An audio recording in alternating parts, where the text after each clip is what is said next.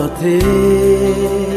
nắng toang xoài em là tao đà lao thoáng dịch tươi cùng man yêu ban tí khâu đi rem lao về xoài em cả tháng tí lao mai buồn thuần nê ban tí gai mai tí lao xuân